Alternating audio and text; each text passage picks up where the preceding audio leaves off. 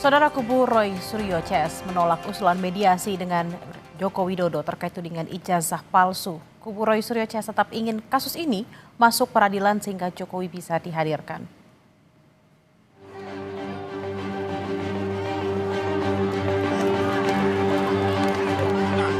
Kemarin waktu saat kasus perdata saudara Joko Widodo berulang kali dimediasi justru tidak pernah hadir.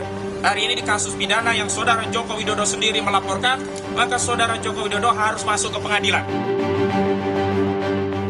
Usulan mediasi antara Roy Suryo CS dengan mantan Presiden Jokowi untuk menemukan titik temu kasus fitnah ijazah palsu ditolak koordinator kuasa hukum Roy CS. Menurut kuasa hukum Roy, upaya mediasi tak dikenal dalam kasus pidana. Karenanya, kubu Roy ingin proses peradilan ditempuh sehingga Jokowi bisa dihadirkan. Termasuk kemarin kami komplain saudara Faisal Assegaf yang tiba-tiba bicara tentang perdamaian, juga Prof. Jimli Asidiki yang bicara tentang mediasi karena ini kasus pidana, bukan kasus perdata. Kemarin waktu saat kasus perdata saudara Joko Widodo berulang kali dimediasi justru tidak pernah hadir.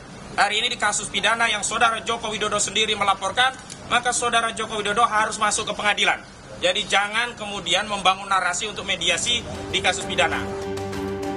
Adalah Ketua Komisi Percepatan Reformasi Polri Jimli Asidiki yang mengungkap usulan mediasi muncul dari aktivis 98 Faisal Assegaf saat audiensi dengan Komisi Reformasi Polri. Menurut Jimli, bukan tak mungkin jalur mediasi juga ditempuh dalam proses pidana apabila seluruh pihak mencapai kesepakatan. Nah, muncul ide-ide antara lain misalnya Pak Assegaf tadi mengusulkan bagaimana bisa nggak mediasi? Oh bagus itu, coba tanya dulu mau nggak mereka dimediasi, ya kan? Baik pihak Jokowi dan keluarga maupun pihak Roy Suryo dan kawan-kawan mau nggak dimediasi? Nah, jadi status tersangkanya tetap, ya kan? Tapi dimediasi dulu. Kalau misalnya ditemukan titik temu, ya kan, ya bisa tidak dilanjutkan pidananya. Tapi kalau seandainya tidak berhasil, ya lanjutkan nggak apa-apa. Tidak ada forum lagi yang bisa membuktikan keaslian atau tidak aslinya. Sebelumnya kubu Roy Suryo kerap meminta penyidik Polda untuk memperlihatkan ijazah asli Jokowi untuk membuktikan ada tidaknya fitnah soal tudingan ijazah palsu.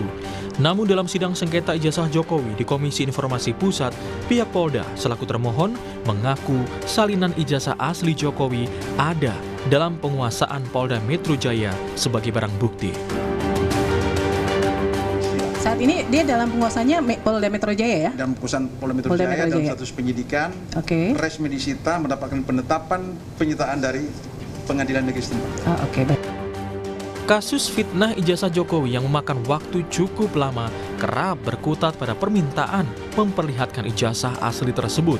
Namun faktanya, dalam gugatan perdata di PN Surakarta dan Sleman, tuntutan para penggugat selalu berakhir deadlock karena Jokowi menolak memperlihatkan ijazah asli sarjananya. Tim Liputan, Kompas TV.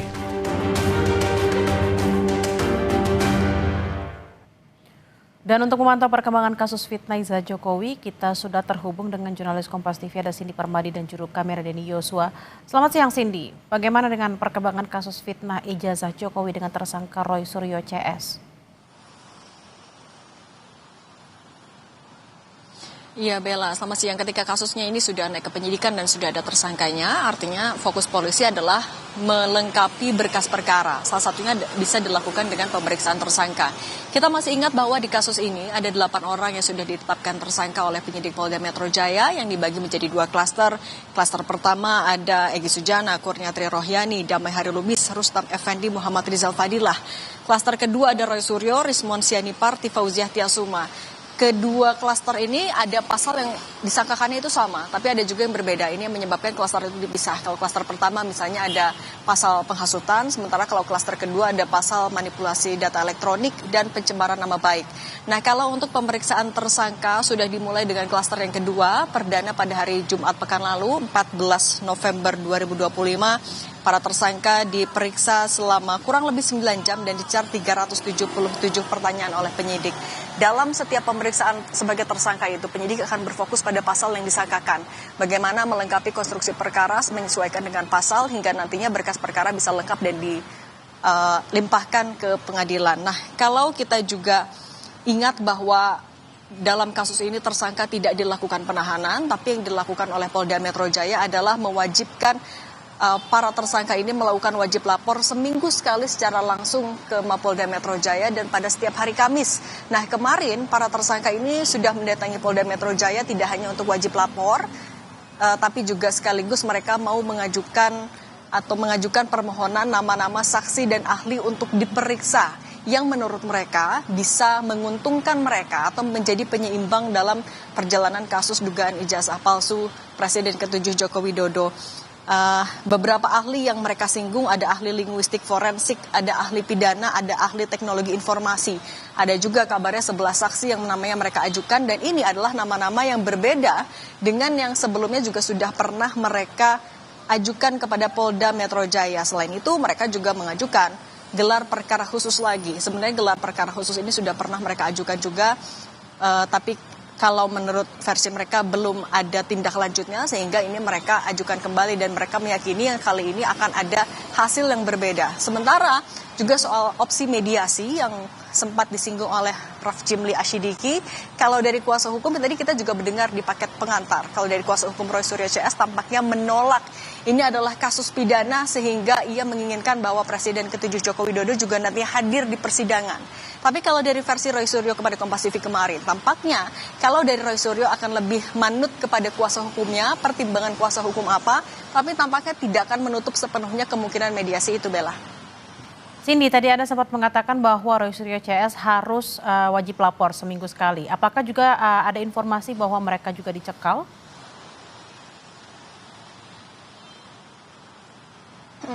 Iya, kabar itu ada di kalangan media. Tampaknya ini menjadi upaya bagi penyidik agar para tersangka termasuk Roy Suryo ini tidak melarikan diri. Tapi kami tadi sudah konfirmasi kepada Menteri IMIPAS Agus Andrianto melalui pesan singkat. Ia bilang kalau dari kementeriannya belum dapat laporan kalau ada permintaan itu. Hal yang sama juga kami tanyakan kepada Roy Suryo melalui pesan singkat. Ia bilang baru mendengar kalau kabar ini ada.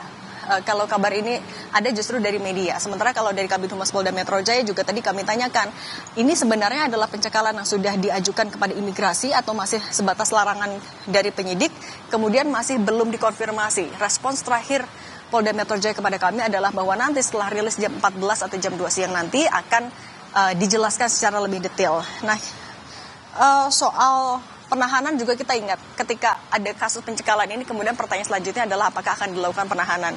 Kita ingat kalau dari berdasarkan secara objektif pasal yang disangkakan kepada mereka memenuhi syarat itu, tapi penyidik punya pertimbangan subjektif hingga saat ini masih belum melakukan penahanan, Bella. Baik, terima kasih atas laporan Anda, jurnalis Kompas TV, Cindy Permadi dan juga Denny Yosua langsung dari Polda Metro Jaya. Selamat bertugas kembali.